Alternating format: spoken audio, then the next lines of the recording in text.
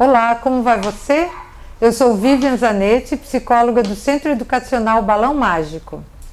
Na sequência de outras falas que a gente já fez nos outros dias, eu vou conversar um pouquinho sobre as interferências que seriam adequadas, porque a gente sabe que muitas vezes, você não deve dizer isso para o seu filho, você não deve brigar. Tá, mas então o que a gente tem que dizer, né? Então vamos ver, vamos supor que a criança fez uma coisa ou tem uma dúvida, ou fez uma coisa que não é legal, né? Criou uma situação de sujeira, de espalhar alguma coisa, seja qual for o problema que tenha surgido. Que tipo de frase a gente pode usar para começar a conversar com essa criança? Então a gente pode dizer, como tu achas que nós poderíamos resolver esse problema? Então nesse momento tu está buscando ajuda da criança, para que a criança perceba que ela é capaz de solucionar o problema, ou de pelo menos dar sugestões para a solução, né? Se tiverem mais pessoas envolvidas, se é numa sala de aula, ou se tem outros irmãos envolvidos, amigos, alguém tem alguma ideia para apresentar? Alguém tem alguma ideia do que nós poderíamos fazer, ou do que esse amigo poderia fazer? Então sempre buscar da criança, buscar do jovem, porque isso não vale só para as crianças, né? Buscar deles as soluções dos problemas. Sabemos também que é inevitável, as crianças acabam brigando, às vezes uma batendo na outra.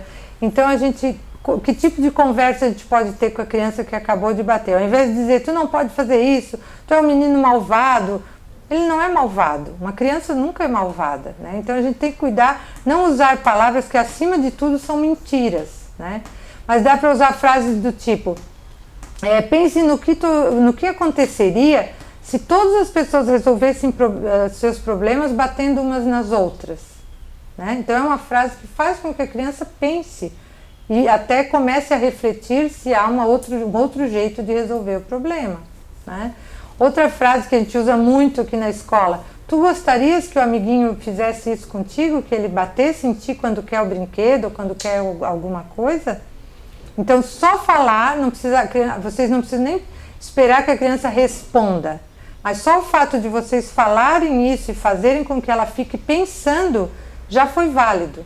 Até porque ela vai ouvir hoje de vocês, amanhã ela vai ouvir a professora ou a mãe falando com outro amiguinho, com o irmãozinho, depois vai acontecer uma outra situação, a gente vai falar a mesma frase, e aos poucos eles vão internalizando e começando a criar o hábito de tentar buscar outras formas de solução. Alguns pais também ficam muito preocupados quando a criança entra no que se chama a fase dos porquês.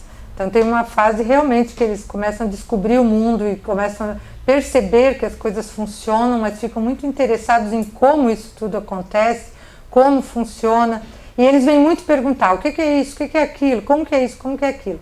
O primeiro cuidado que os pais têm que ter, muito antes de ter a resposta pronta para dar, é devolver à criança a pergunta. O que tu achas que é isso? Como que tu entende isso? O que tu já sabe sobre esse assunto? Porque dessa forma vocês vão estar percebendo como a criança raciocina, o que ela está entendendo daquilo ali, se ela já está com a noção correta ou se ela está completamente mal informada a respeito da situação. Vai ser possível também saber se algum adulto, alguma criança mais velha ensinou para a criança uma conotação errada sobre algum aspecto.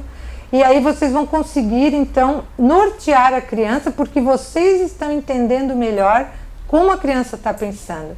Então, o que tu pensa sobre isso que tu me perguntou? Como que tu acha que nós podemos descobrir essa resposta? Então, vamos juntos fazer uma pesquisa, né? Vamos ver o que tu sabe sobre isso, onde que tu ouviu sobre isso, quem te contou. Então, tentar, não é fazer um questionário em cima da criança, onde que tu ouviu isso? Não. De uma forma tranquila, eu sempre brinco que os pais têm que conversar com as crianças como se estivessem contando uma história, né? Então, como que tu sabe sobre isso? O que tu já sabe? O que tu já aprendeu sobre isso? Então, para que vocês, enquanto adultos, consigam conhecer a realidade dessa criança, o que ela já sabe. A partir do que ela vai dizendo, vocês vão começar a nortear. Isso aqui está certo, é assim mesmo. Não, isso aqui é assim, assim, assim. Então, vocês vão estar trabalhando com o pé no chão. em cima daquilo que vocês sabem que a criança realmente entendeu ou não. Outra questão que a gente pode se preparar melhor com uma resposta é no caso das crianças que agem com raiva a partir de um evento que tenha acontecido. Acontece alguma coisa e a criança rasga o trabalho que está fazendo, ou espalha os jogos com os pais estava brincando, ou machuca alguém, bate, faz alguma coisa inadequada. A primeira coisa que os adultos precisam ter o cuidado é de sintonizar com aquilo que a criança está sentindo no momento. Então a gente precisa dizer: eu entendo que tu estás com raiva, eu sei que tal coisa te deixou com raiva. Eu no teu lugar também sentiria raiva, mas isso não te dá o direito de agir assim.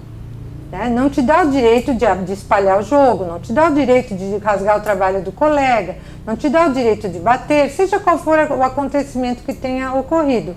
Então, sintonizar com a raiva, porque quando a gente sente raiva, sente raiva. Não adianta dizer: Vivian, não sinta raiva, não sinta medo de barata, sei lá. Medo, a raiva são sentimentos que nós não temos como controlar. Então a criança tem que ter o direito de sentir a raiva. O que ela não tem é o direito de agir mal porque sentiu a raiva. E se ela cresce ouvindo isso da gente, fazendo com que o adulto ajude-a a pensar em outras formas de extravasar, vamos pensar juntos o que tu poderias fazer, já que tu ficou com raiva, vamos, quem sabe, explicar para o amigo como é que tu está te sentindo, né? Então, assim, com a criança, pensar numa alternativa, mas principalmente sintonizar com a raiva dela. Algumas vezes as crianças também nos desnorteiam fazendo pequenas coisas que não são corretas naquele momento, tipo querer comer um pedaço de chocolate 10 minutos antes do almoço, ou querer no mercado uma coisa que não devem levar. Então, e ainda fazer birra para isso, né? Então a gente tem que conversar e dizer: tu és um menino assim, assado, tu faz isso, tu é legal nisso e nisso, eu te amo muito, mas isso que tu fez não foi legal, isso que tu fez eu não concordo, isso nem combina contigo. Frases desse tipo que mostram que ele é um cara bom, mas que ele nesse momento pisou na bola. Então, assim, deixar claro e nunca negar o amor, dizer não gosto mais de ti, tu não vale nada, frases horríveis que às vezes a gente ouve aí, que os adultos têm a coragem de dizer para as crianças de uma forma impensada. Então, nesse momento, os pais precisam ter a certeza de que o filho deles é uma pessoa do bem, é uma pessoa boa, só que agiu mal. Agiu mal porque é uma criança, ela precisa ser orientada, ela precisa saber que agiu mal. E a gente precisa mostrar isso para ela com carinho, com exemplos, né, mostrando qual é a consequência daquilo ali. Se tu comeres o chocolate agora, tu não vai ter apetite para comer depois. E aí tu vai te alimentar mal, tu vai ficar fraco, tu não vai ter força para bater bola, né? E assim vai. Então, fazer com que a criança entenda na linguagem dela por que aquela atitude está incorreta. Claro que algumas vezes a criança insiste, e aí cabe também ao adulto dizer: não, esse não é a hora de comer chocolate, você não vai comer chocolate. E tenho dito, e encerra a questão, muda de assunto, porque às vezes a criança também fica insistindo, por quê? Porque o adulto não dá uma parada geral no assunto, não e pronto.